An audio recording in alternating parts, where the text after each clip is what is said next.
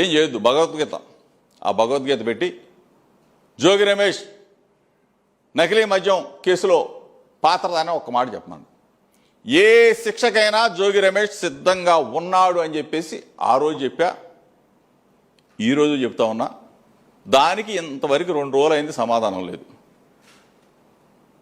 ఎంత దిగజారిపోయారు ఈ ప్రభుత్వం, ఎంత దిగజారిపోయాడు ఈ చంద్రబాబు నాయుడు.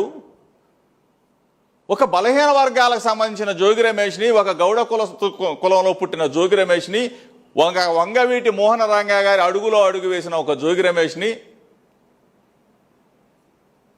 ఒక అక్రమ కేసులో నిర్బంధించాలా, జైల్లో పెట్టాలా, హింసించాలా? ఎంత కోరిక చంద్రబాబు నాయుడు నీకు? నీకు భార్య బిడ్డలు లేరు, ఉన్నారుగా. నీకు భార్య ఉంది, కొడుకు ఉన్నాడు, నీ మనవడు ఉన్నాడు, నీకు కుటుంబం ఉంది, నాకు కుటుంబం ఉంది.